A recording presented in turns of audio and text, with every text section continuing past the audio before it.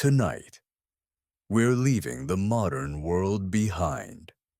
No buzzing phones, no glowing screens, no climate control keeping you comfortable.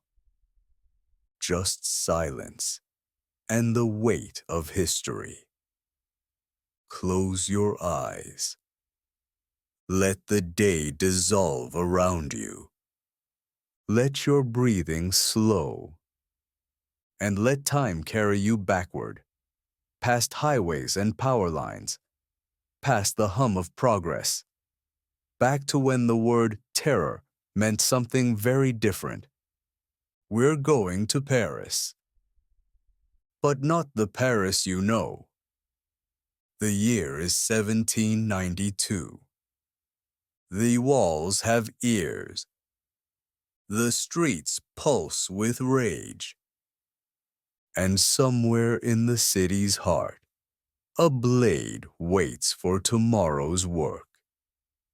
You are not the hero of this story. You're not Robespierre or Danton. You won't command armies or deliver speeches that echo through history. You're just someone. A baker's daughter. A cobbler's son. A person trying to reach home before the patrols begin their rounds. You've committed no crimes. That may not save you. Because in revolutionary Paris, innocence and safety are strangers to each other. Your eyes open to another world. The air bites at your skin. Your bed is straw and rough cloth. No warmth reaches you here. Your hands are cracked from washing your few possessions in a public basin that reeks of lie and desperation. Footsteps echo outside your door. Careful, measured. A neighbor returning late. A patrol making rounds. Someone coming to name you as an enemy. You cannot know. Let me prepare you for what awaits. The king has fallen. Louis Capet, they call him now, stripped of divine right, reduced to mortality. He and his queen sit in prison cells, waiting. The monarchy lies in ruins, but its collapse brought chaos, not peace. What rose from its ashes? Revolution. Ideas sharp enough to cut. And paranoia that spreads like fever. Paris fractures along invisible lines. Not simply rich against poor or noble against commoner. The revolutionaries themselves turn on each other with the fury of converts discovering heresy. Jacobins, Girondins, sans-culottes, former nobles hiding in plain sight, informants trading whispers for coins, ordinary people terrified of seeming extraordinary.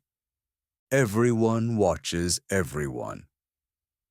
The price of bread climbs beyond reach. The law of suspects casts its net wide. Anyone can disappear on mere suspicion. Children report their parents' midnight conversations. Neighbors count each other's meals. And at the city's center stands the national razor, la guillotine. Efficient, beloved, hungry. It does not hide in shadows. It performs in daylight before cheering crowds who bring their children to watch. Tonight, you will walk these streets. You will hear wooden wheels grinding over cobblestones, carrying what the prisons release each dawn. You will hear women keening outside empty bakeries.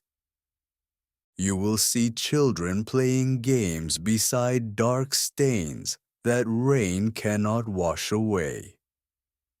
The air will carry scents of unwashed bodies, harsh soap, rotting vegetables, and fear. Always fear. You will not walk alone. Around you, Parisians struggle to survive.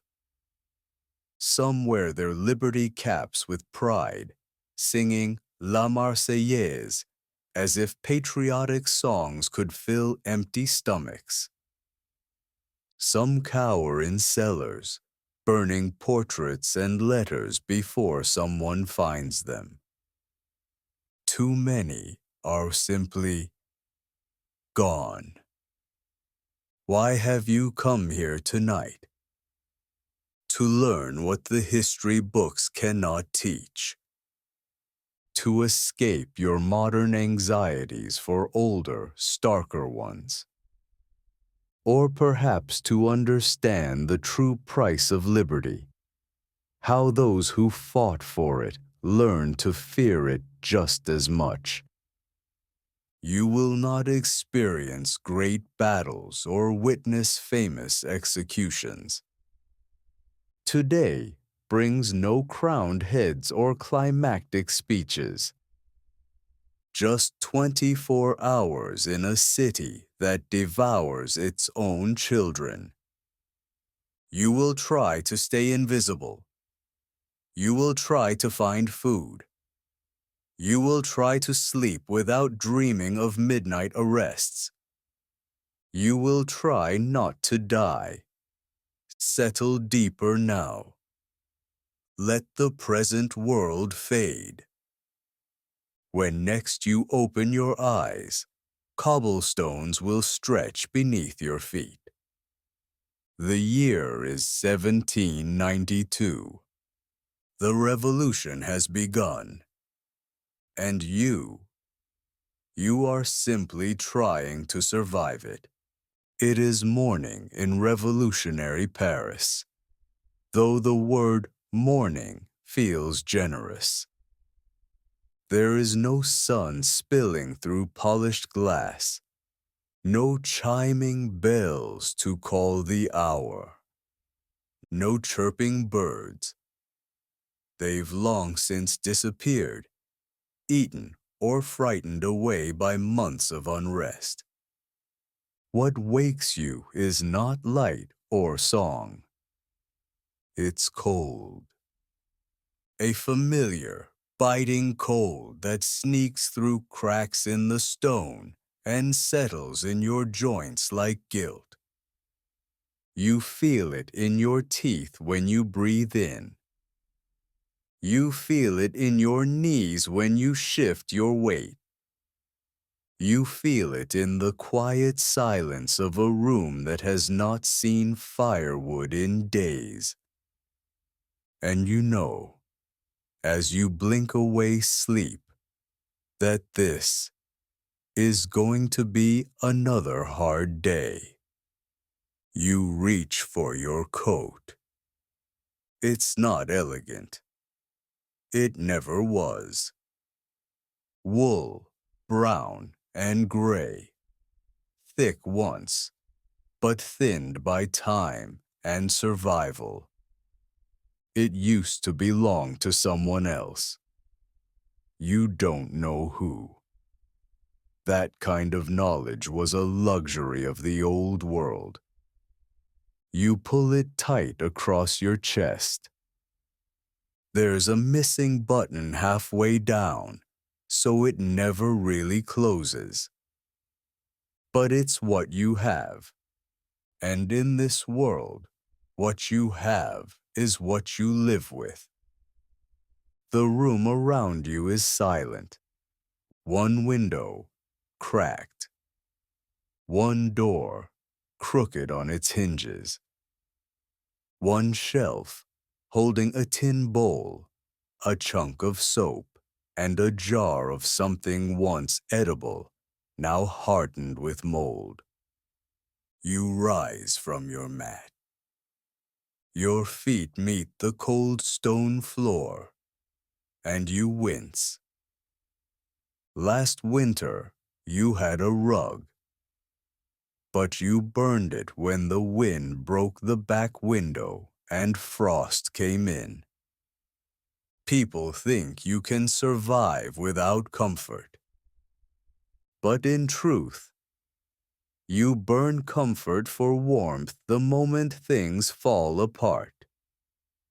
You begin your routine.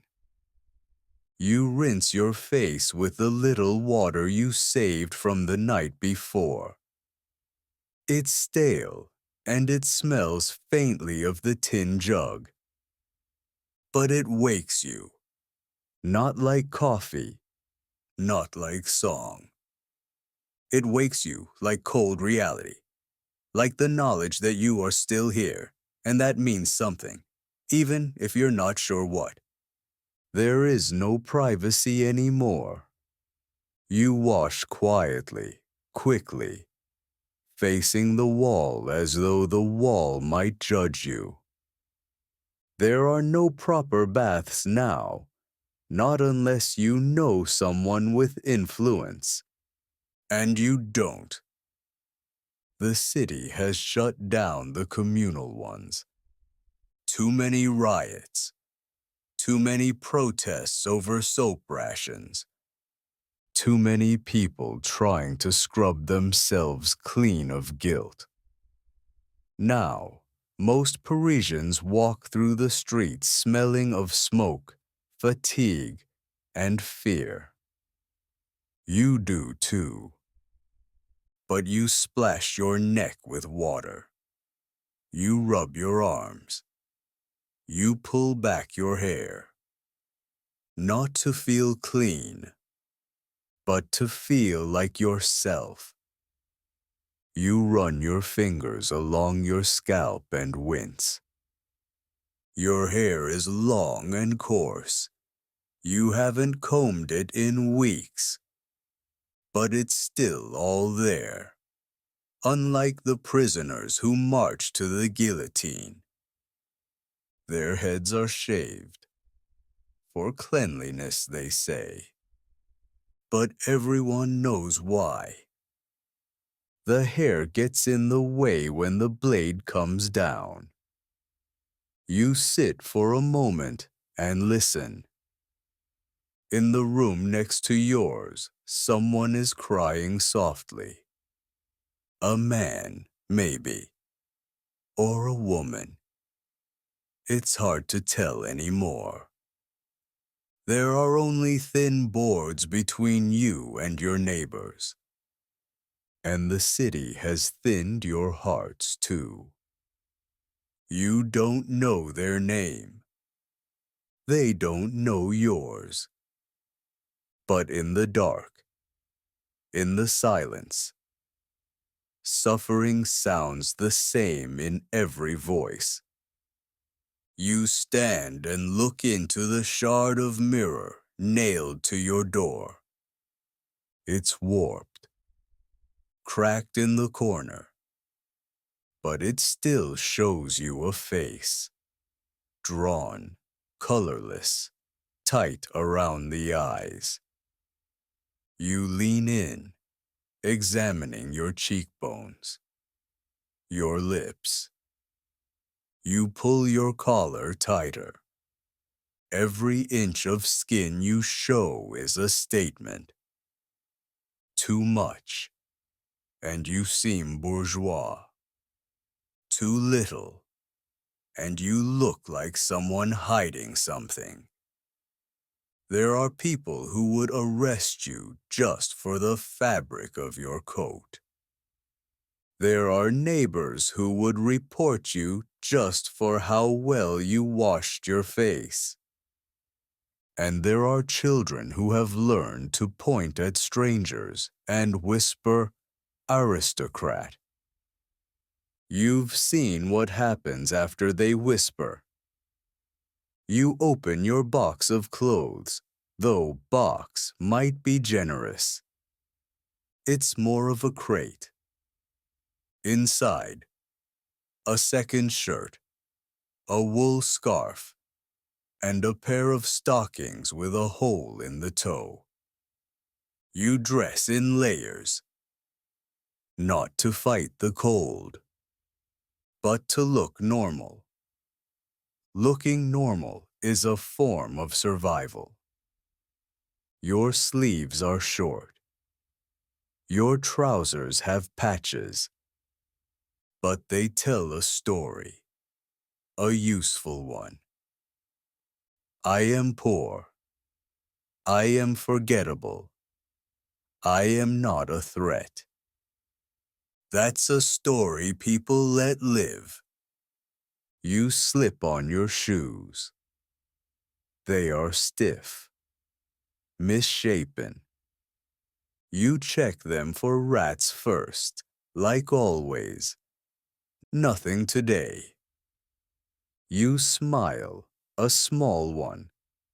A small, ridiculous luxury. The last time you forgot, you spent the entire morning with a gnawed toe and a shame you didn't dare tell anyone about. Your stomach growls. Not a polite gurgle, a hollow echo. A reminder. You ate yesterday. You think. A bit of cabbage, a spoon of barley, a crust of bread soaked in broth so thin it could have been tea. You reach for what's left, the edge of a loaf, stale and stiff. You chew it slowly, not because you enjoy it, but because there's nothing else to stretch the moment. There is no sugar, no spice, no butter, only bread, and not enough of it. You step toward the window and look outside. The sky is gray. Not storm gray, just indecisive. As though the heavens, like the people, aren't quite sure what mood to settle into today. Below, the street is not empty. A man limps past, balancing 2 buckets on a shoulder yoke. A group of children kick a ball near the gutter. A woman leans out of her window and shouts something in harsh, coarse French. Angry, bitter, but not unkind. And beyond them, at the edge of your vision, a shape, a wagon, large, heavy. You know it without needing to see clearly. It's the prison cart, and it's not empty. You close the curtain, not because you're afraid, but because there's no use in watching. You've seen enough faces go by in that cart. You've dreamed about them. You've whispered prayers you don't believe anymore. And some mornings, you wonder if it would be better to be in the cart instead of waiting to maybe one day be. But that's not today. Today, you still have a name. And no one has shouted it in the square. Yet. There's a cough in the hallway. Wet, raw. You know the sound. You've heard it in every quarter, every tenement, every queue. It's the cough of winter, of hunger, of too many people breathing the same fetid air in buildings that never stay warm. You think of checking on them. Whoever's coughing, maybe offering a sip of water, but you don't. Not because you're cruel, because you're afraid. Compassion is dangerous now. If they're sick, you might get sick. If they're wanted, you might get accused.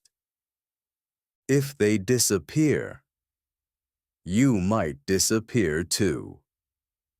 So you sit, and you do nothing, and you feel a quiet shame settle next to the hunger in your belly.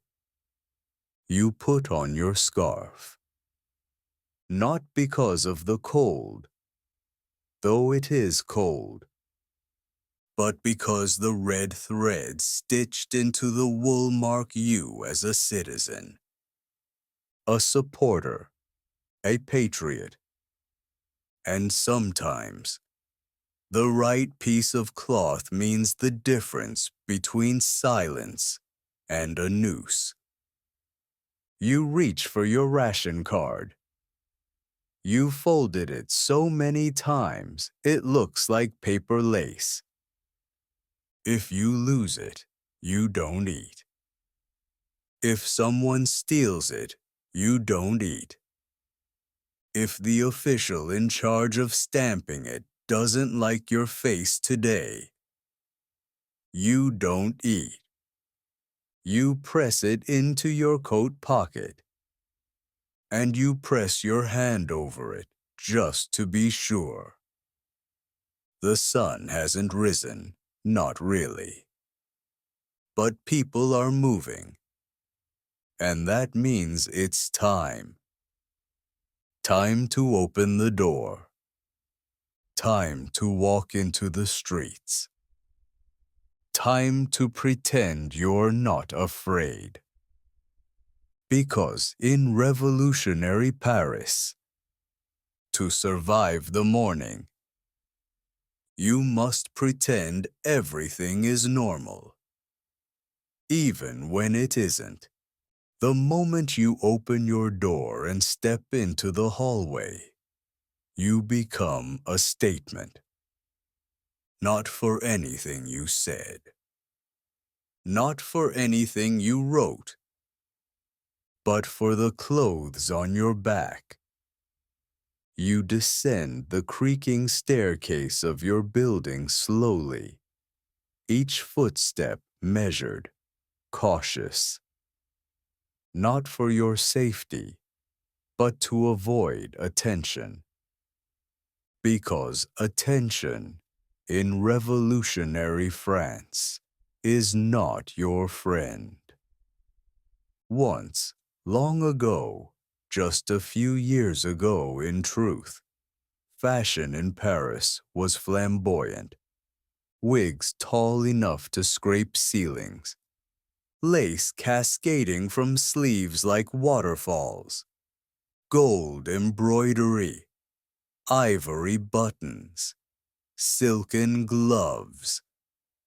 It was a world of layers, perfumes, postures, powder. A ballet of fabric and arrogance.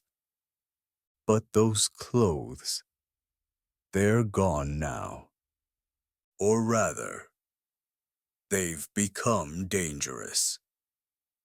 Now, what you wear says everything about who you are. And who you are might get you killed. You walk out into the street in brown wool, unadorned, scratchy, familiar. Your coat was made to be invisible. Not to flatter, not to warm, just to signal poverty, or at least modesty. You blend, you blur, and that, in this world, is a kind of power. You pass a man near the baker's alley. His shoes are too clean. His collar is crisp. That's all it takes. A boy notices, whispers to his mother. She steps backward. The man doesn't notice. Not yet. But later today, maybe even within the hour, someone will remember. Someone will mention it. And that man will not sleep in his bed tonight. In Paris, fashion has become weaponized. Once a tool of self-expression, now it's a battlefield of ideology. If you wear pantaloons and culottes, tight-fitted aristocratic trousers, you've marked yourself. The revolution favors the sans-culottes, without breeches, who wear loose trousers like the laborers and revolutionaries.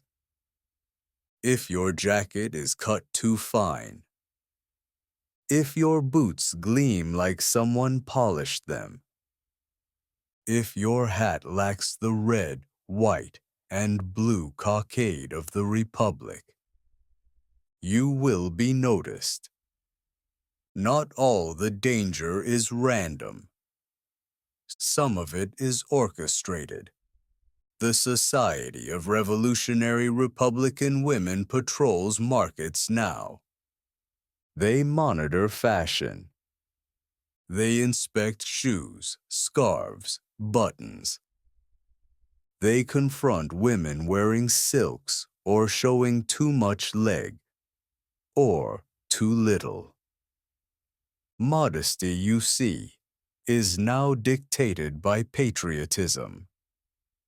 And patriotism by the mood of the mob. You cross paths with a group of young men. They're loud, boisterous, bareheaded, but proud. Their vests are dyed in cheap red. Their jackets are pinned with cockades. Their trousers are ragged, but deliberately so. They see you. They nod. Your clothes pass the test. Today, it wasn't always like this. You remember a time, barely, when clothing was a kind of art. When your father wore his good shoes to church. When your mother had a ribbon she only wore in the spring. Those memories feel distant now, like dreams spoken through water. No one dresses for beauty anymore. Now they dress to survive. You pass a girl, maybe 10 years old, holding her mother's hand. Her coat is patched, her feet are bare.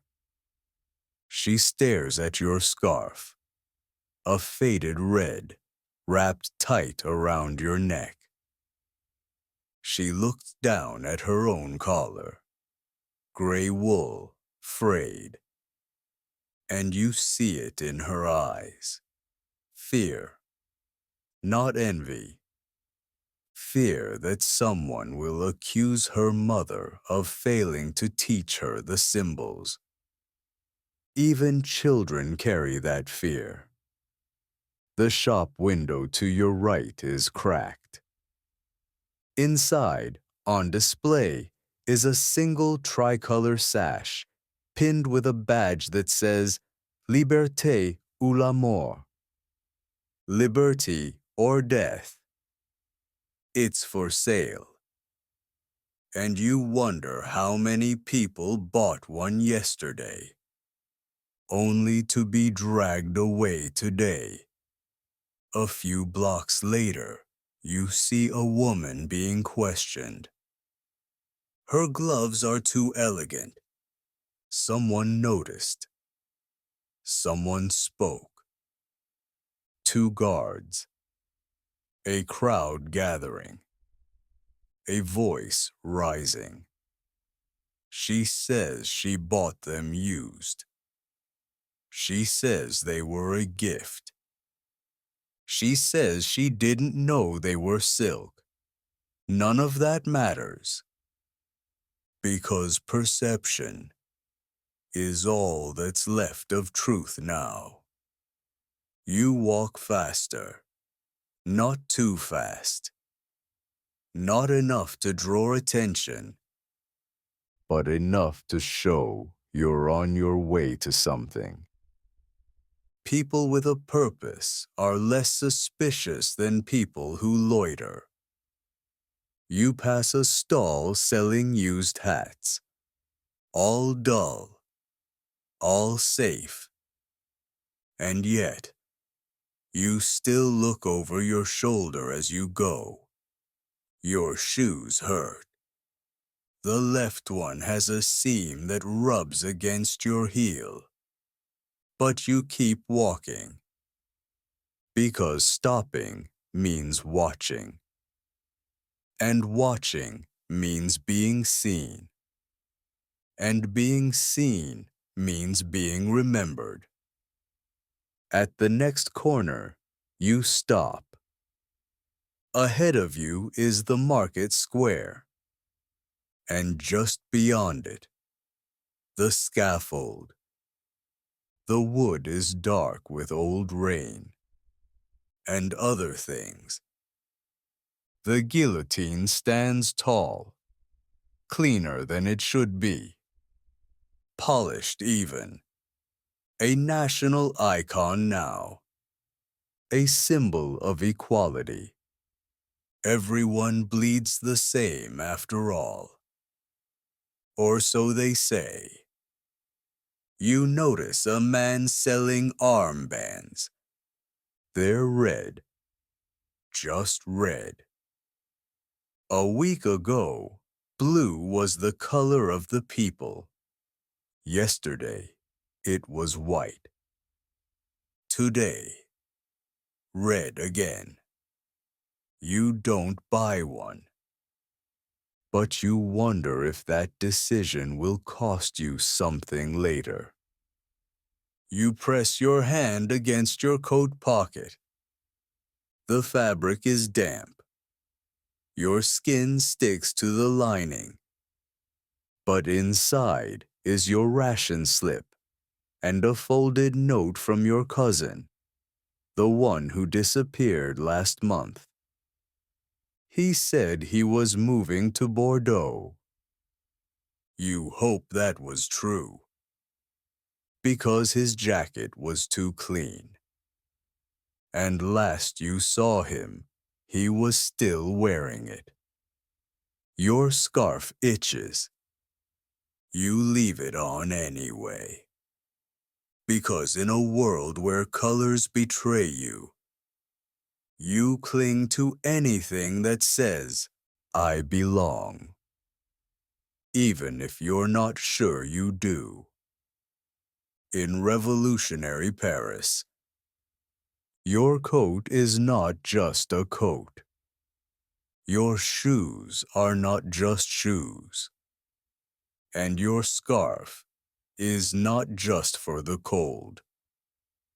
They are choices, declarations, confessions, and you wear them not because they keep you warm, but because they might keep you alive. By now, your stomach is aching. It's not sharp, not yet, but dull. A slow, persistent emptiness. Like a door left open on a cold day, letting the hunger seep in. You've eaten. You think. Not today, but recently. A crust of bread. A spoon of soup so thin it felt like swallowing memories. But it wasn't enough. It's never enough.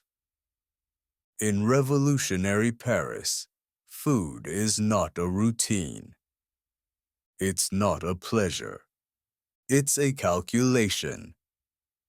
Do you spend your coin today and risk having nothing tomorrow? Do you wait in line for 4 hours only to be turned away? Do you barter or beg? And most importantly, do you have your ration slip? You press your hand to your coat.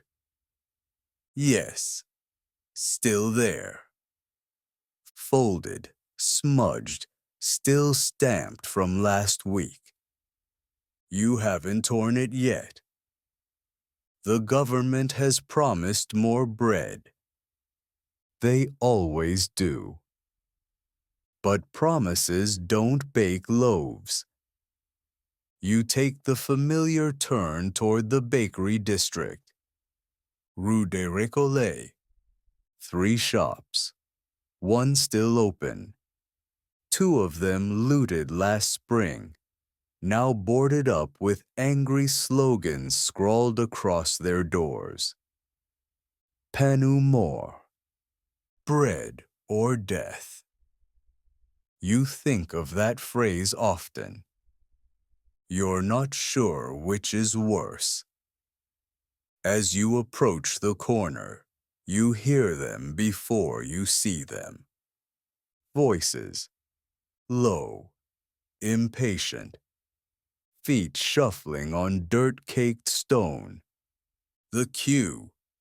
It snakes down the block and around the old fountain. Dozens of people, mothers with children, old men with cracked bowls, a boy holding an empty sack, standing barefoot on ice-cold stone. No one is talking. Not really. Not anymore. Once, these lines buzzed with hope. People chatted, shared stories, exchanged soup bones and news. Now, they wait in silence. Because too many hopeful voices have been arrested for complaining. You join the end of the line. Quietly. Head down. You don't make eye contact. You've seen what happens when someone cuts the line. Or when a stranger steps out of place. Or when someone starts asking questions about who gets more and why. The guards arrive. The name goes on a list. And the bread never comes. The woman in front of you shifts.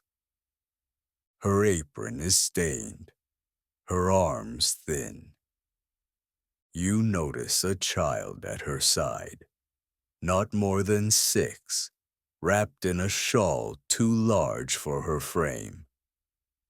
The child isn't crying. That's what haunts you most.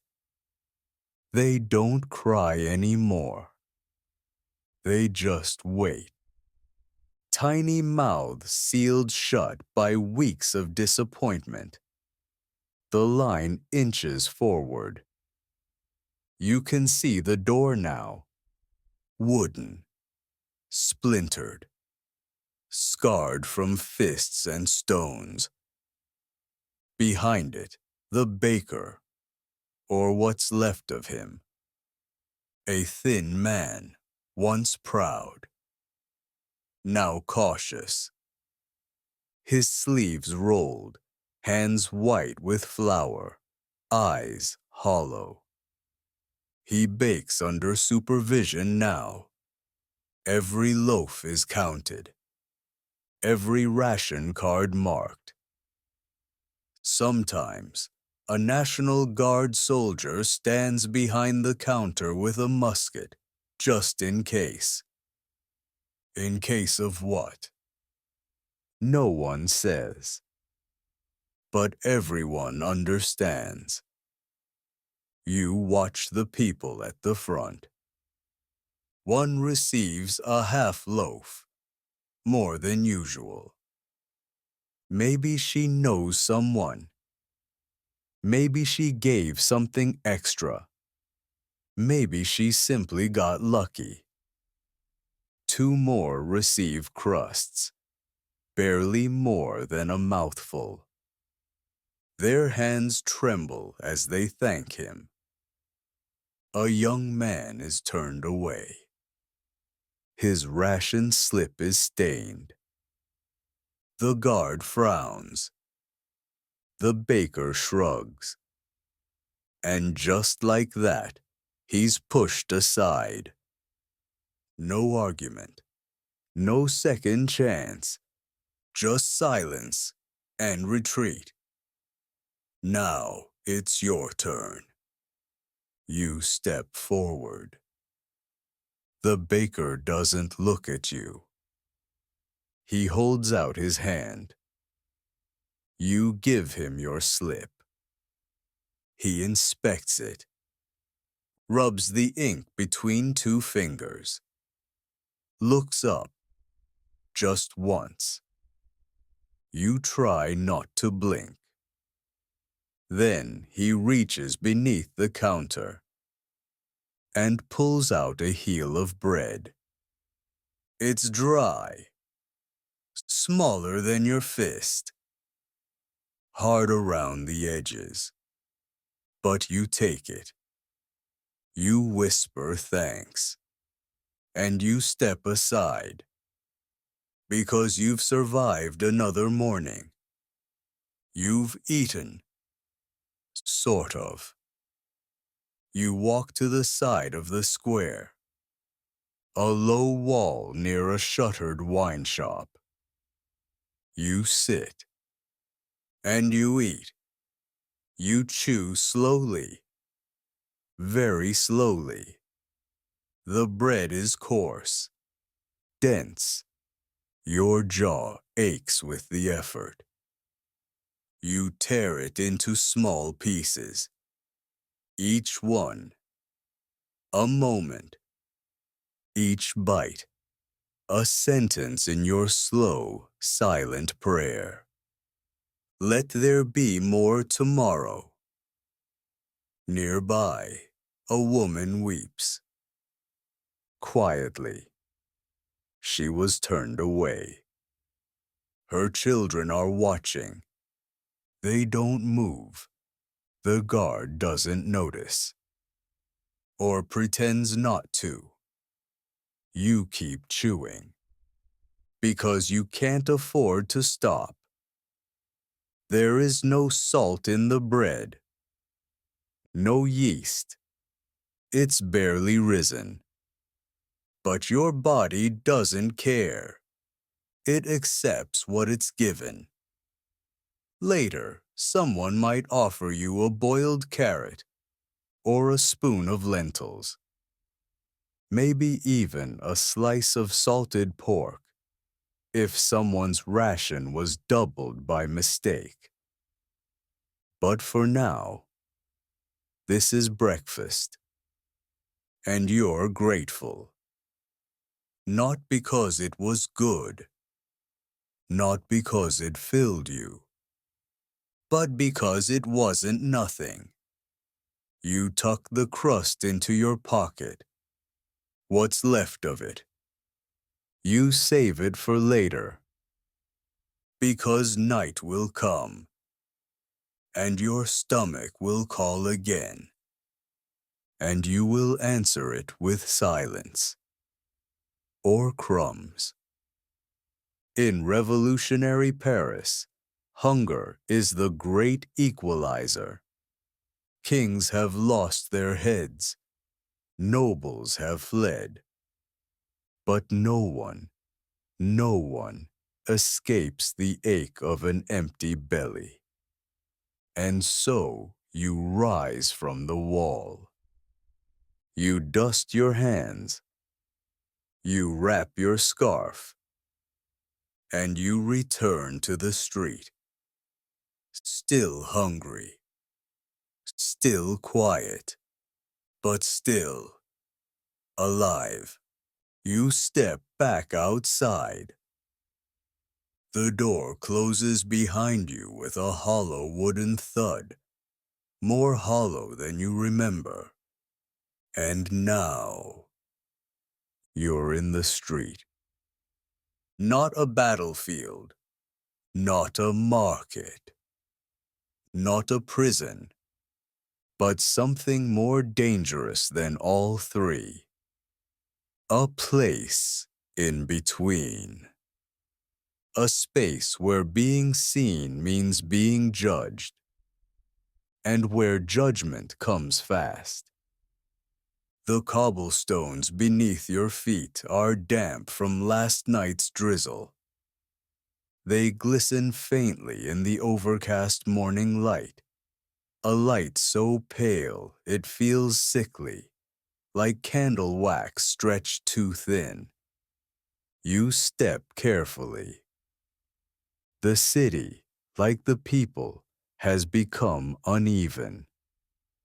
Some stones are loose, some are missing entirely. Like teeth knocked out of a face no one recognizes anymore. You move without a map, not because you know the way, but because wandering is suspicious now. People who walk without purpose are people with secrets. People with secrets end up behind doors they never chose to open. The buildings crowd above you like witnesses. 3, 4 stories tall, leaning into one another like drunks or conspirators. Laundry still hangs from some windows, fluttering weakly. Most of it is gray, faded, almost threadbare. Color has vanished from Paris, not by decree, just by hunger. You can't afford blue or yellow or burgundy. You wear what lasts. You paint your life in shadows. The streets used to carry music. You remember it. A violin from an open window. Children clapping hands in rhythm. A man whistling as he carried flowers. Now the only sounds are footsteps. The shuffle of boots. The distant slam of shutters. The creak of wagon wheels with no horses in front. Just men, pulling them instead. At the corner, you pause. There's a notice board. You approach it slowly, not to read, but to check what's missing. Because sometimes it's what's gone that matters most. One poster, a list of traitors to the people. 10 names, 6 crossed out. A space for more. Another, a hand-painted sign urging citizens to report suspicious neighbors. Silence is treason. Vigilance is virtue. There are slogans.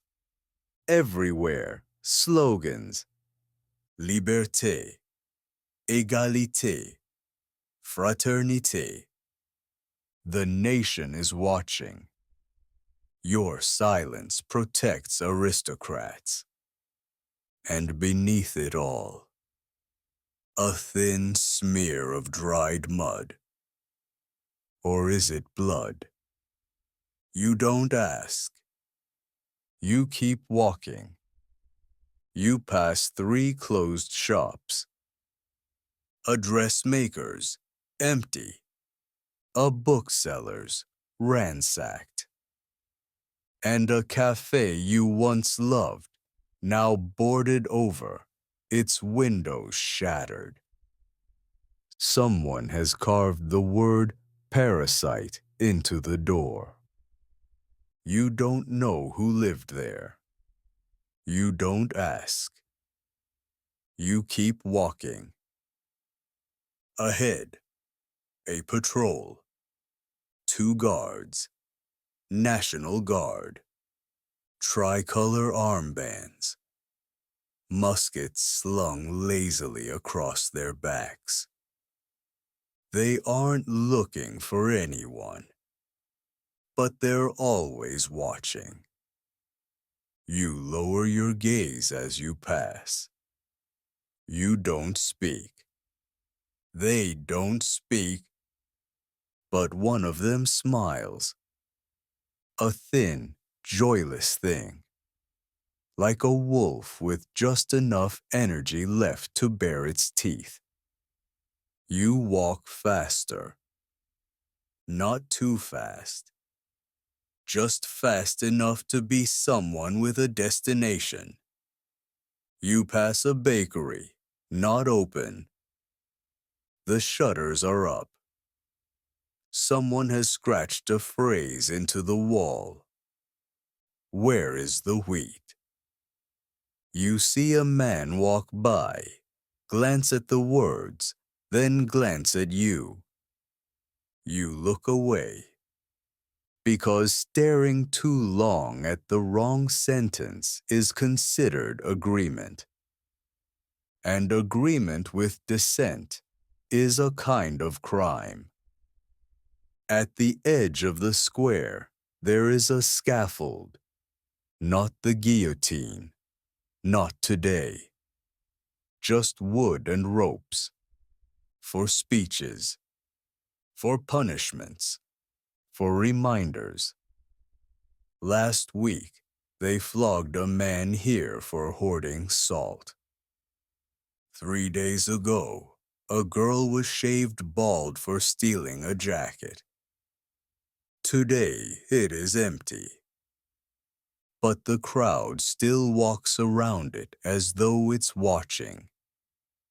Because sometimes, wood holds memory. And this wood is soaked in it. You pass a shop with mirrors in the window. Not real ones, just cracked glass and polished tin. You catch a glimpse of yourself. And you're surprised. You look normal, anonymous, just another face in the crowd. And yet, you feel marked. Always. You think of the people you've seen vanish. How ordinary they looked before they were gone. At the edge of a narrow alley, you see 2 men talking quietly.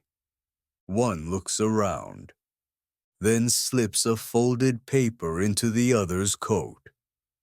You don't stare. You don't slow down. Because knowing what they exchanged might mean you disappear too. You pass a church. Once it held mass. Now it holds grain, or prisoners, or silence. The statues are headless. The stained glass, shattered. The bell tower, roped shut with the tricolor. Revolution does not ring for God now. It rings for the people. And sometimes, not at all. The street dips into a tunnel. You hear water beneath your feet, flowing through a gutter carved into the stone. It smells of iron. and ash, and something else. You imagine it's the city's heartbeat, a slow, irregular pulse beneath everything. But it might just be sewage. On the other side, a wall covered in chalk. A child has drawn something. A stick figure holding a sword, standing on a hill. There's a crown beside the figure, tossed aside. It's crude, but powerful. You wonder if the child meant it as hope or warning. You keep walking. You reach your destination. But it doesn't matter what it is. Because in revolutionary Paris, every street is the same story. Eyes watching from windows that never open. Guards marching with no destination. People speaking without saying anything at all. And you, moving through it all, trying to be invisible in a city that sees everything. You breathe. You clench your coat tighter. And you take one last look down the crooked line of buildings, their bricks stained, their shutters nailed shut, their corners wrapped in the tension of survival. This is Paris now. Not a city of lights, but a city of silence. A city of listening walls, heavy air, and boot prints that vanish too quickly.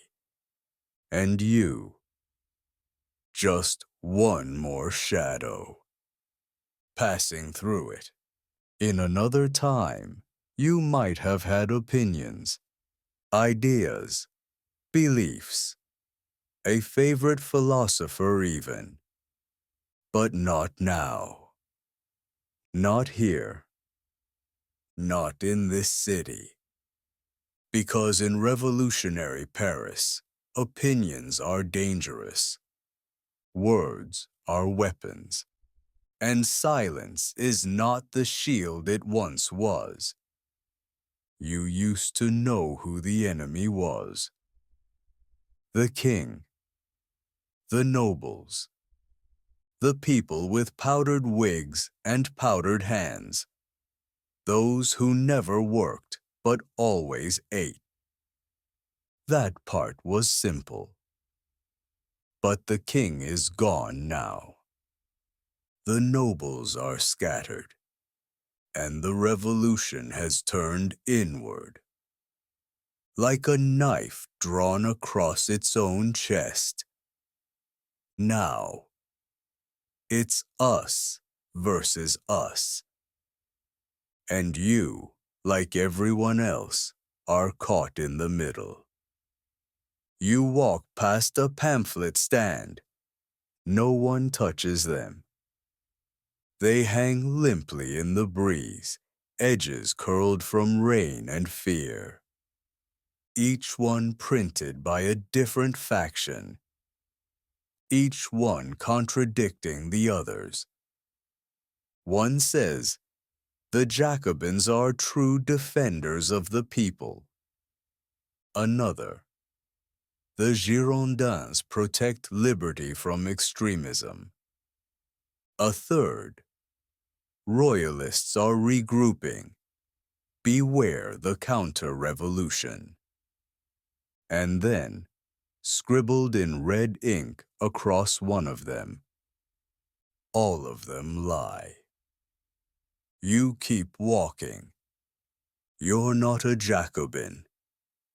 But you're not a Girondin either. You don't even fully understand the difference anymore. One speaks of virtue, the other of liberty. Both speak of purges. Both have prisons filled with people who once wore their badges. and both have enemies lists, long ones. You worry that your name might appear on both. You pass a woman selling rosettes, cloth pins in faction colors, red for Jacobins, blue for Girondins, white for those still loyal to the king, though she hides those in a separate pocket. She looks at you. Which color, citizen? You hesitate. Too long. She frowns, then says nothing more. But you know she'll remember your face. You walk away with nothing pinned to your coat, and everything pinned to your fate. At the corner cafe, a group of men debate loudly. Their voices carry through the square. We must purge the moderates. No, we must preserve the Republic from Robespierre's tyranny. The people demand justice. You pretend not to listen. You nod when they nod. You laugh when they laugh. You slip past like smoke through a gap in the door. Because to speak now is to choose sides. And to choose is to gamble your life. You reach the edge of the square. A cart is being loaded. Inside, two men, hands bound. One is crying. The other looks resigned. Neither wears a badge. Neither said anything, probably. But someone accused them of being quiet when they should have cheered. And now, they ride toward judgment. You feel something heavy settle in your chest. Not fear, familiarity. This is just Tuesday. A child passes by holding a wooden toy sword. He waves it in the air and shouts, "Down with the traitors." You nod. You don't smile. You don't speak. You just nod. Because children can report you too. At a building entrance, a red flag hangs from the balcony. Above it, a sign. District Surveillance Committee. All activity recorded. You know what that means. Inside, someone sits behind a desk, writing names. They never leave the building. They just listen. They just write. And sometimes, they knock. Or rather, they send someone else to knock. At night. When it's cold. When no one asks questions. You see a friend across the street. Or someone who used to be a friend. You haven't spoken in weeks. Last time you did, he asked what you thought of the convention. You changed the subject. He laughed. But it was a strange laugh. Too quiet. Too short. So you haven't spoken since. Now he sees you.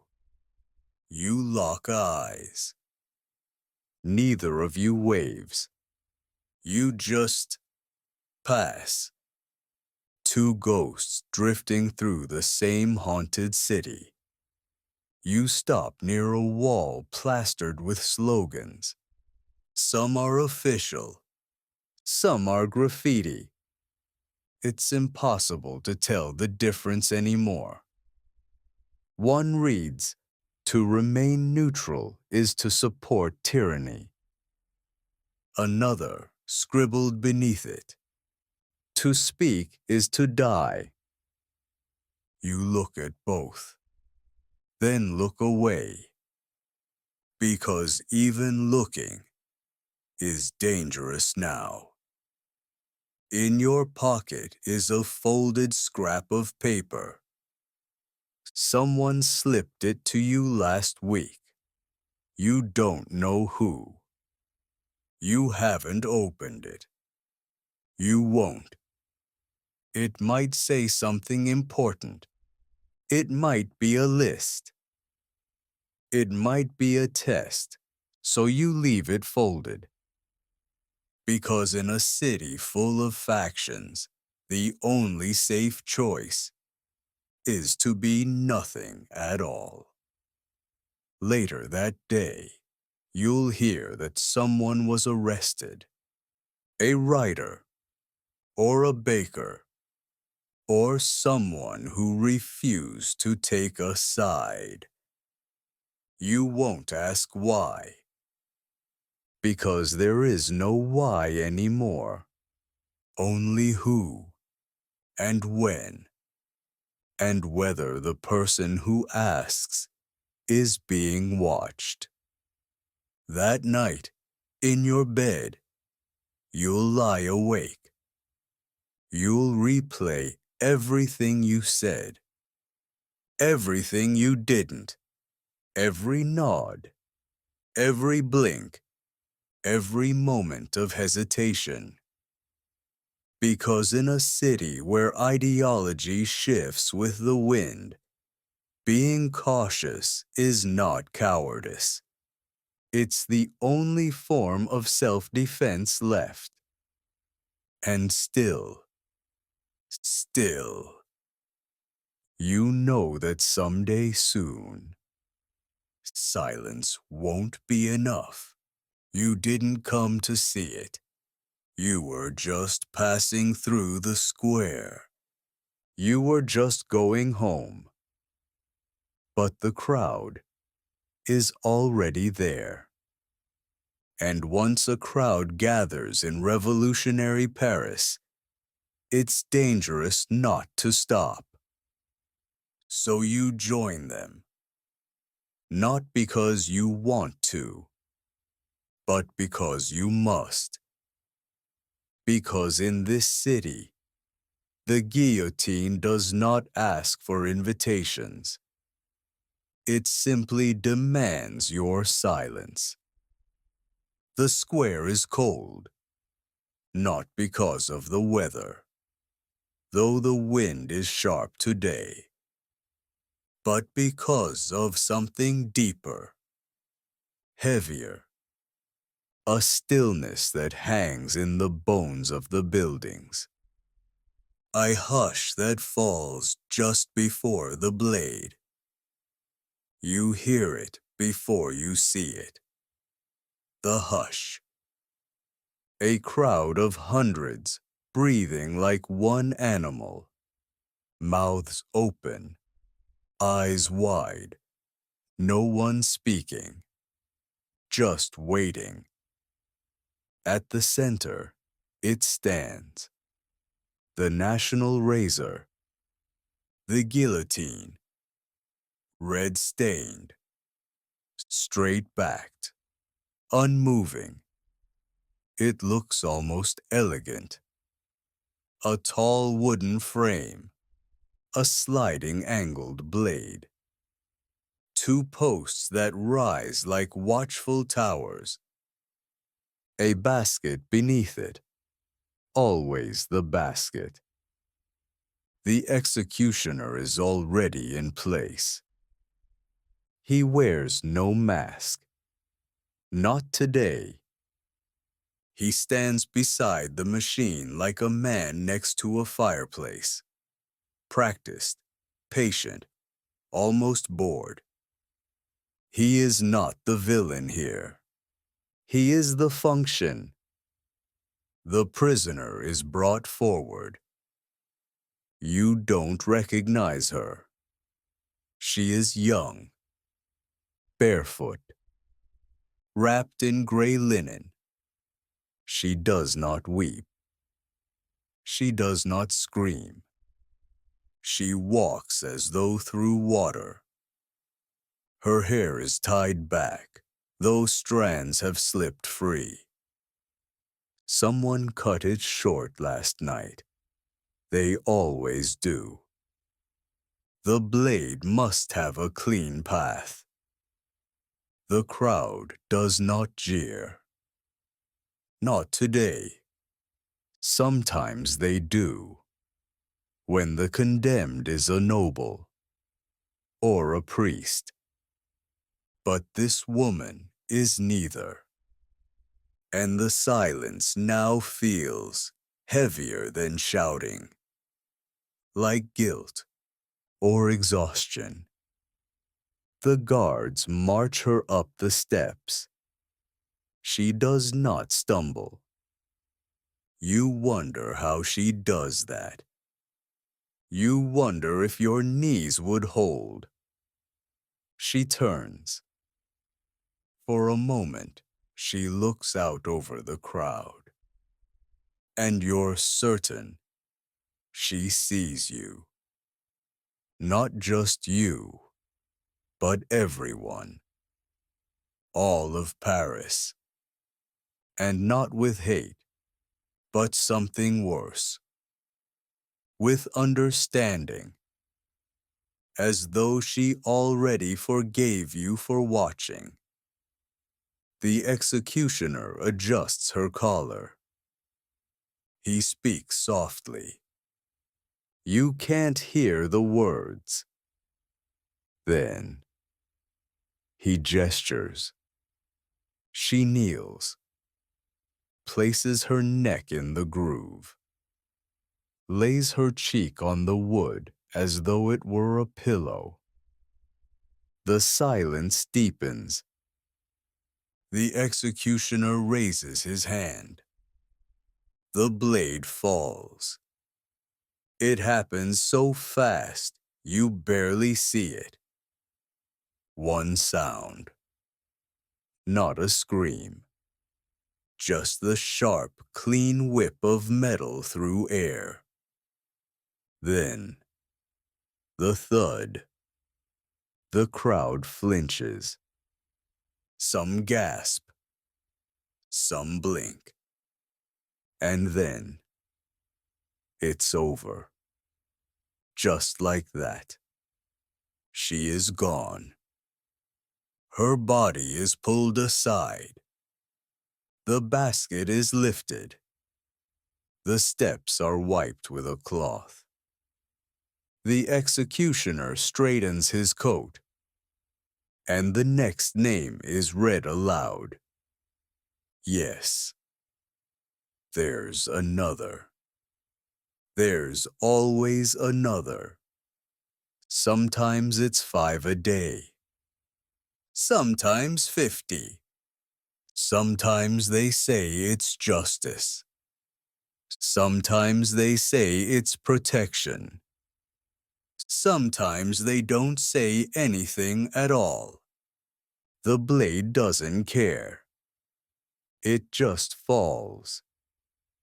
You stay for 3 more. Not because you want to, but because leaving now would make you noticed. And in revolutionary Paris, the only thing worse than watching is refusing to watch. Some people say the guillotine is merciful, swift, precise, clean. But mercy is not the same as kindness. You've heard the stories. How the heads blink. How the lips move for a second after. You don't know if it's true. But tonight, when you lie awake in your bed, you'll see those eyes. Those blinking eyes, looking out from the basket, not accusing, just present, still here. They say death is the great equalizer, that it makes all people the same in the end. And maybe that's true. But here, in this square, under this blade, death is not the end. It's a performance, a message, a warning. And every throat it touches leaves behind a lesson. Do not stand out.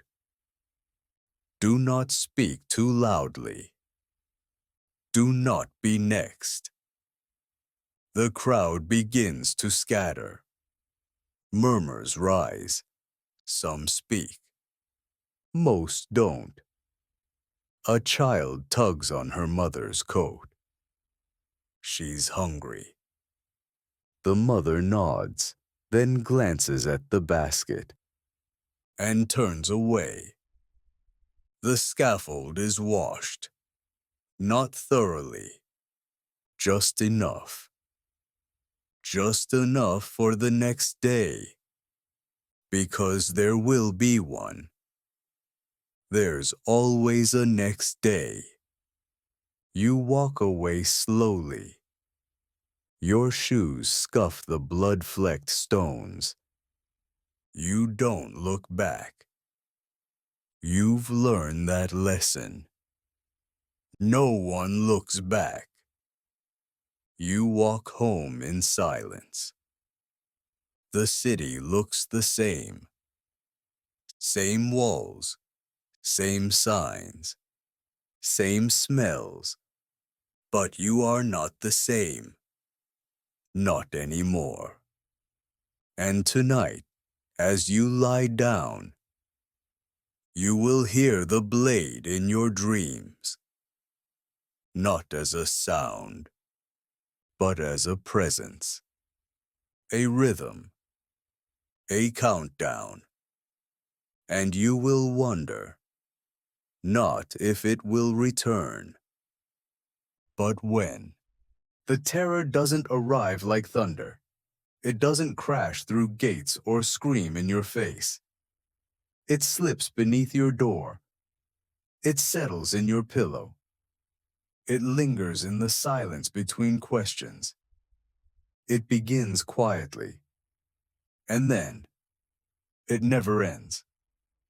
By now, you've stopped asking how long this will last. Because the revolution has changed. It's no longer about liberty, or equality, or bread. It's about safety.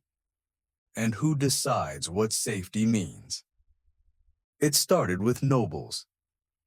That made sense. Then priests.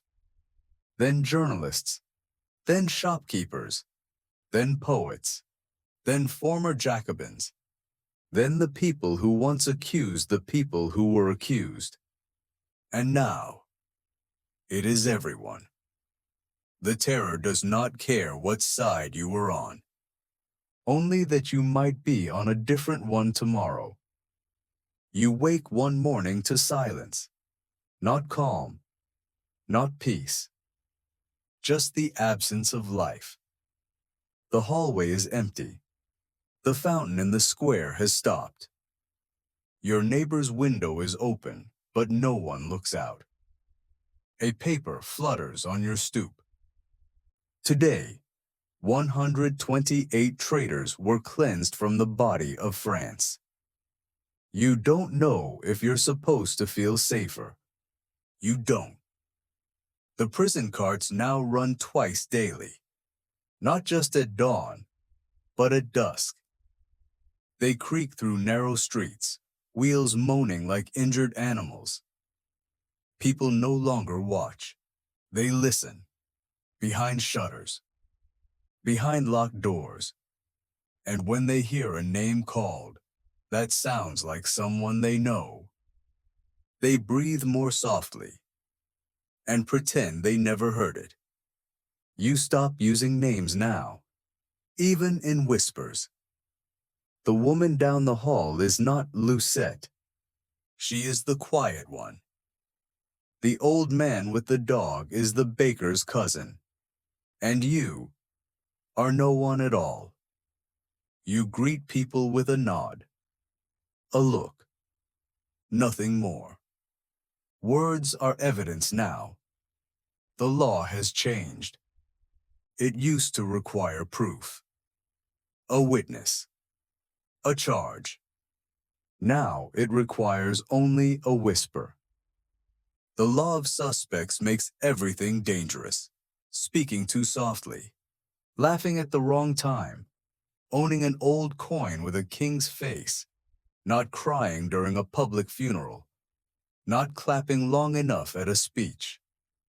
No one is safe, not even the judges, not even the ones writing the laws. You know someone who was arrested because they hesitated at the bread line. They weren't trying to cut.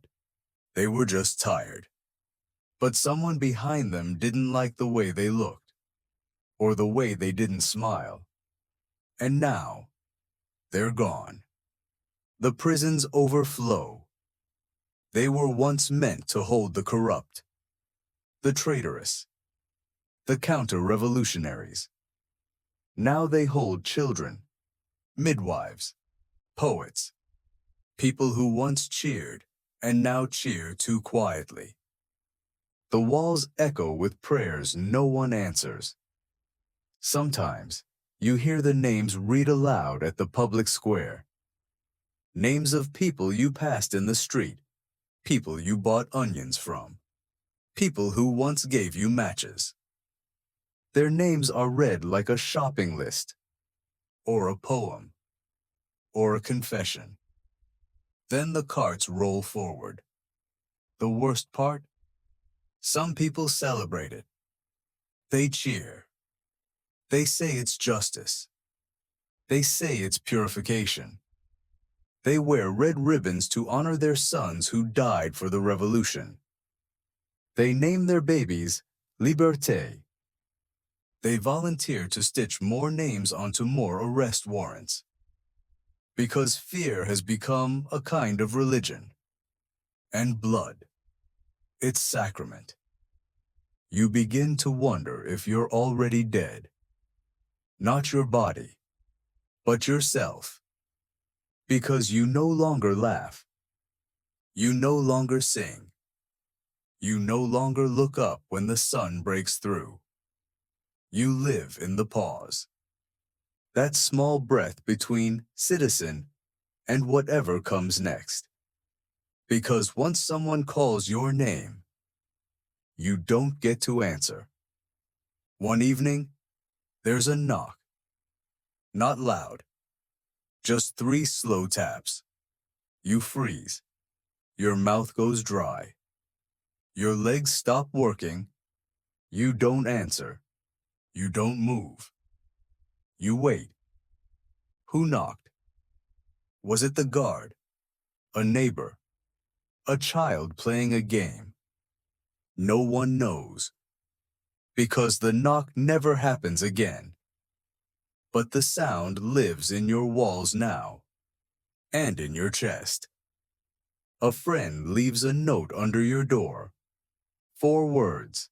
They're asking about you. No signature, no instructions, just that. You burn it without reading it twice. You begin to sleep in your coat, your boots beside your bed. Your rations slip folded under your tongue. Because if they come, you'll be ready. Though you know, no one is ever ready. You stop visiting familiar places. The market, the bookstall, the park where the sycamores grow crooked from the wind. Because familiarity is a memory, and memories are dangerous now.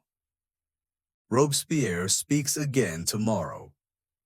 There's a rally planned. People will cheer. They will clap. They will hold signs with slogans painted in blood-red ink. You'll go. Not because you believe, but because not going would mean explaining why. And explanations are the first step toward your name being remembered. The terror doesn't ask questions. It doesn't wait for answers.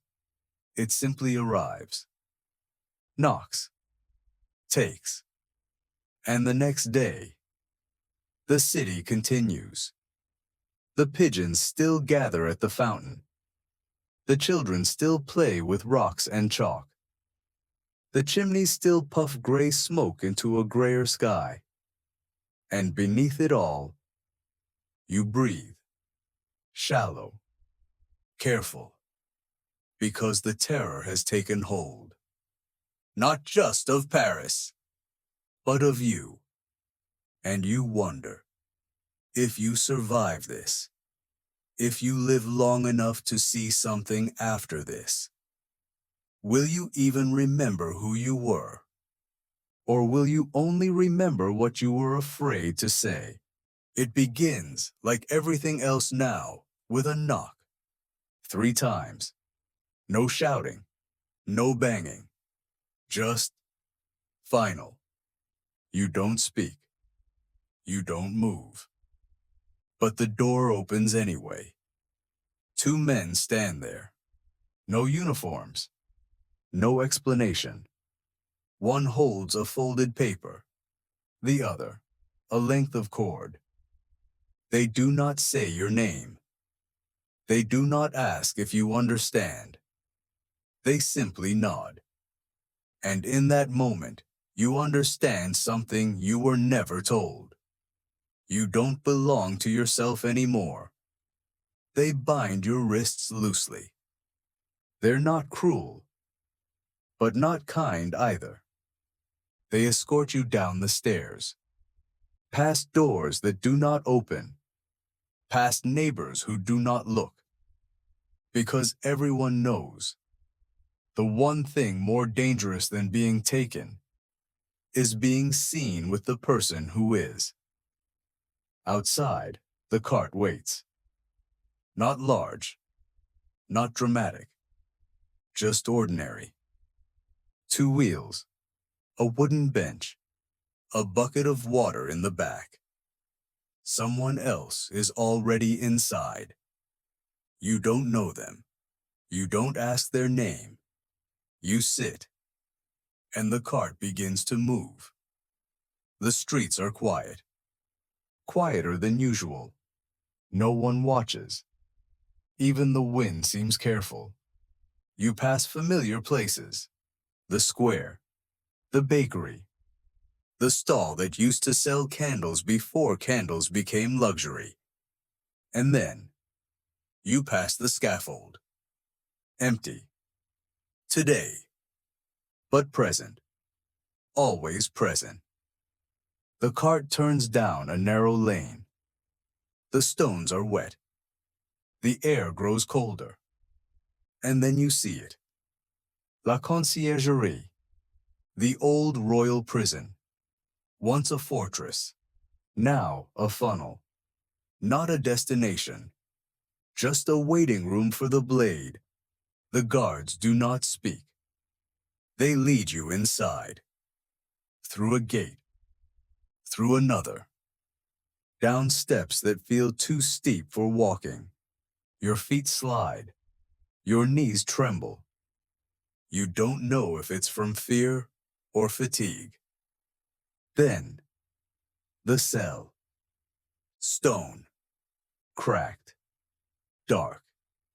A single candle burns on a wall sconce, melted low, flickering like it doesn't want to be here either. There is a cot. There is a pail. There is nothing else. You are not alone. A woman sits in the corner, wrapped in shawls. Her hair is gray, or maybe just dusted white from the walls. She nods at you. You nod back. There are no introductions, only breath. Hours pass. or days. It's hard to tell. The candle dies, then returns, then dies again. You sleep when your eyes force you to. You eat when the bowl arrives. You drink only enough to keep your lips from cracking. You do not ask questions, because questions are remembered, and remembered things end up on lists. Your cellmate sometimes sings, low, to herself. You can't tell if it's a lullaby or a memory trying not to die. You don't interrupt, because in this place, sound is sacred. Sometimes you hear footsteps outside. They come, they pause, they pass, and every time, your heart races, because every pause might be your name. Every turn of the key might be your door. You want it to come. You never want it to come. On the fourth night, or maybe the sixth, you're taken from your cell.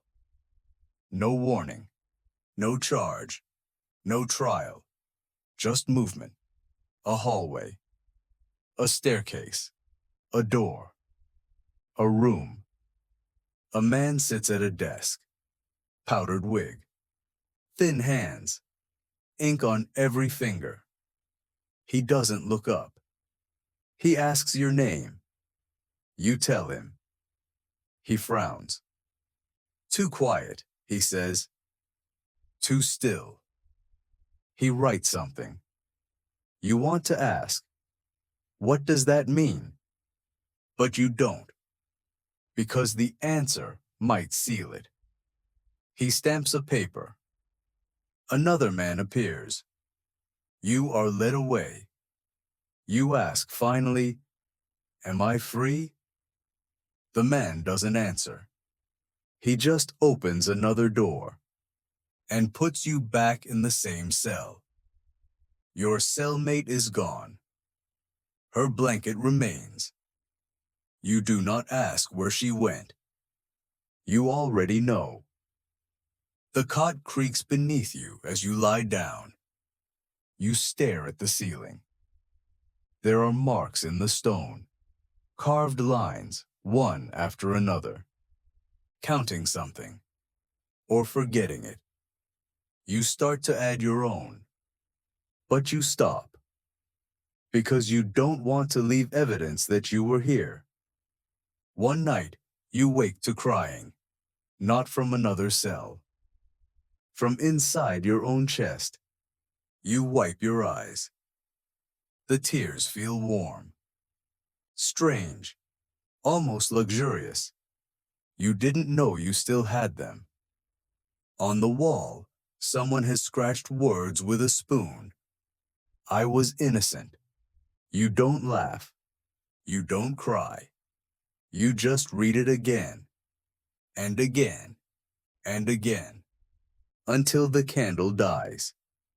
You no longer dream of escape, only of light, of sound, of shoes on wood instead of stone, of a door opening not to take, but to free. But you don't expect it, because in this place, freedom is a rumor, and hope is contraband.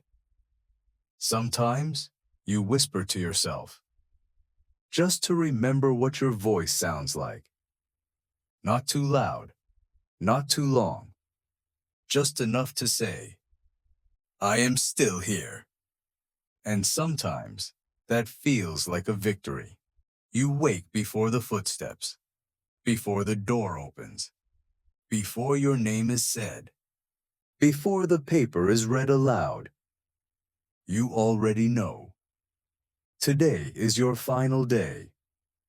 There is no panic, no burst of adrenaline, just stillness, as though your body has reached the bottom of a very deep lake, and now it floats, weightless, mute, software.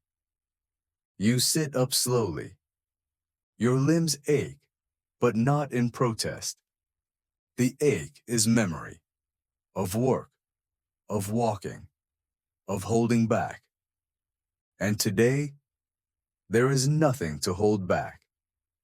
They come with water, and soap, and scissors. They tell you to bathe. You do. They tell you to wash your hands. You do. They tell you to sit still as your hair is cut. You do. You ask no questions. Not because you're brave, but because answers don't matter anymore. Only time, only breath, only what fits inside the space between now and the blade. They give you a fresh shirt. It's stiff, stained near the collar. Not yours, but it is clean. And that feels strange. You forgot how clean fabric felt. You run your fingers down the sleeves, just once. Then let go. You are not shackled. They trust you now. You will not run. There is nowhere to run to. Outside, the cart waits. 4 others sit inside. None of you speak.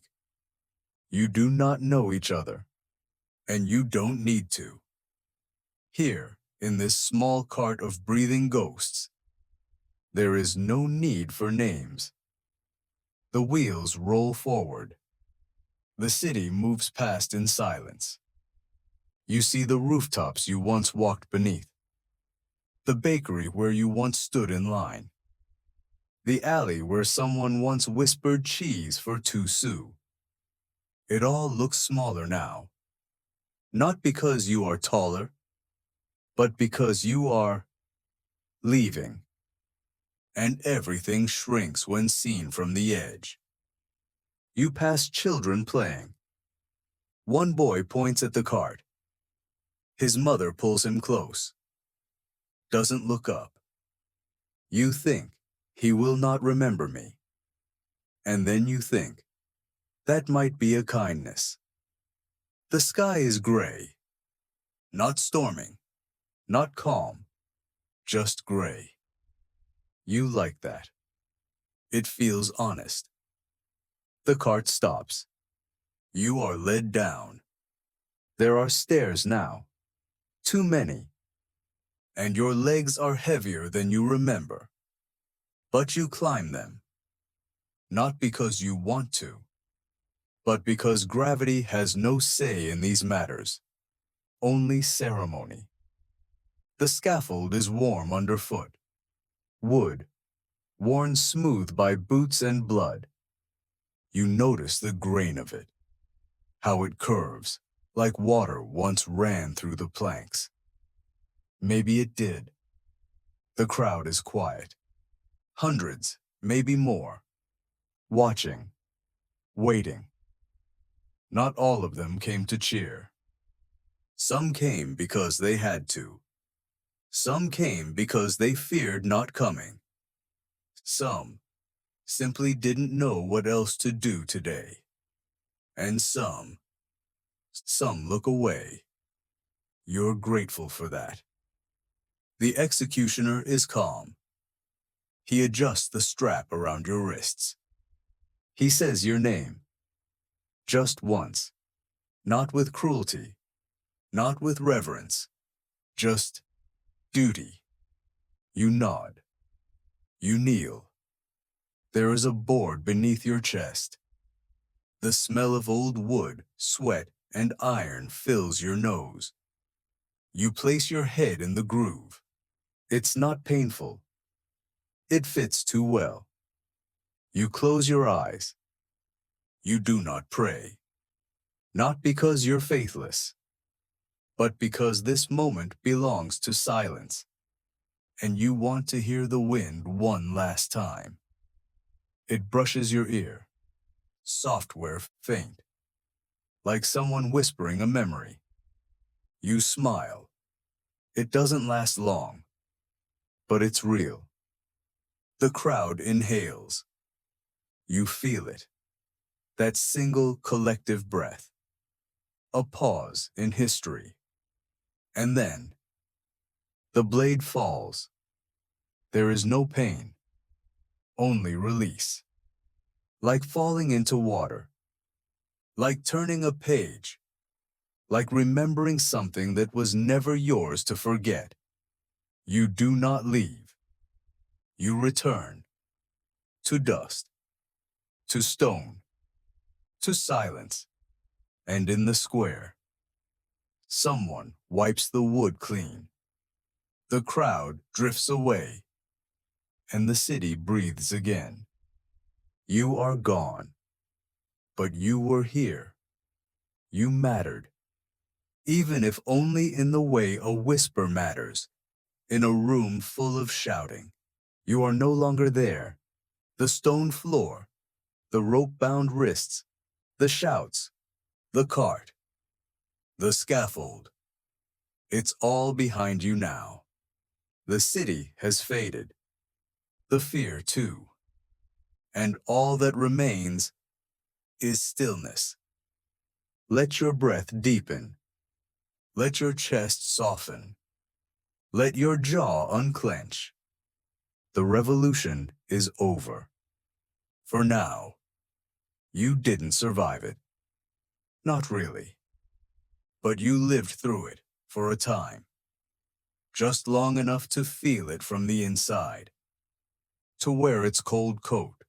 To taste its hard bread. To carry the weight of being nobody in a world obsessed with sides. And that was enough. Now, in the quiet that follows, you begin to wonder. Not about what happened. You already know that. But about why it mattered.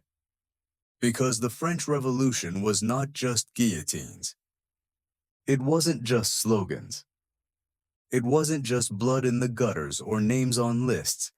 It was people. People who were hungry. Who were angry. Who wanted a better life. Or just a life at all. And people who believed so deeply in freedom. They were willing to burn the world to reach it. Even if they were consumed in the fire. It began with ideas. With philosophers in salons. With dusty books passed hand to hand. With men and women asking, why them? Why not us? And when those ideas grew teeth, they bit. Hard. The king fell. The crown cracked. The court scattered like birds from a burning tree. And in its place rose something new. Not perfect. Not gentle. But new. A republic. A nation reborn in pain and conviction. But like all new things, it did not come clean. Because revolution is not a scalpel. It is a hammer. And hammers break what they cannot repair. In the end, even the revolutionaries were eaten by the thing they built. Robespierre, Danton, Desmoulins, Saint-Just, all of them believed. All of them shouted the right words. All of them died beneath the same blade they once praised. Because the terror does not care for authorship. Only momentum. Still, something survived. Not just the country, but the questions. Questions that echo even now. What happens when the poor have nothing left but rage? What happens when fear becomes law? What happens when justice forgets compassion? And what happens when ordinary people become trapped in someone else's dream of paradise? These are not just French questions. They are human questions. And they remain in every uprising, in every courtroom, in every whisper behind a closed door. You did not survive the French Revolution, but you've survived the telling. And now you carry something. Not guilt, not trauma, but understanding. A small ember of clarity, a flicker of empathy, a whisper that says, this happened to real people, and it can happen again. But not tonight. Tonight, you are here, warm, alive, safe. Your breath is your own. Your name is unwritten. Your coat has no badge. Your footsteps are not being followed. You are not on any list. And the silence in your room is not dangerous. Let that sink in. Let it become your blanket. Let it soothe your limbs. The story has ended, and you are still breathing. Sleep comes now, not as escape, but as a gift. Let it take you, gently. Let your dreams wander where your body cannot. Back to a time you lived in, only for a while. A world of broken walls, flickering lamps, and voices that rose like thunder, then vanished like smoke. The revolution is over, and you are free. You've made it through the French Revolution, or rather, through a vision of it, softened by time, sharpened by truth. Now, let's quietly step out of the story. Let's walk, slowly, into history, and remember what really happened. The French Revolution began in 1789. What started as a financial crisis and a cry for fair taxation evolved into something much larger and far more dangerous. It was fueled by economic despair, famine and food shortages, enormous class inequality, Enlightenment ideals about rights and freedom, centuries of royal excess. The people rose, the monarchy fell, and nothing was ever the same again. What was true in the story? Nearly everything you heard was grounded in fact. There really was mass hunger. Bread riots were common. The cost of a single loaf could exceed a full day's wages. Revolutionary fashion. Wearing aristocratic clothes, even silk gloves, could get you arrested or worse. The sans-culottes were real. They wore working-class trousers instead of noble breeches. The law of suspects. Passed in 1793, it allowed imprisonment or execution of anyone suspected of anti-revolutionary thought. Vague, flexible, and deadly. Public executions. The guillotine was used daily in Paris, especially during the Reign of Terror. Entire neighborhoods were forced to watch. Silence as survival. Neighbors reported neighbors. Children reported parents. Being too quiet really could be seen as suspicious. The prisons.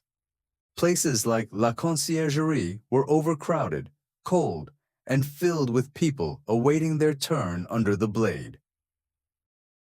How many died? During the Reign of Terror, 1793 to 1794, an estimated 17,000 people were officially executed. But many more died in prison, or in street violence, or simply vanished, unrecorded. Famous victims included King Louis XVI, guillotine, January 1793. Marie Antoinette, guillotined October 1793. Georges Danton, once a hero, executed in April 1794. Maximilien Robespierre, architect of the Terror, executed in July 1794. Olympe de Gouges, playwright and feminist, executed for defending the king's right to a fair trial. The revolution devoured even its own. Did it work?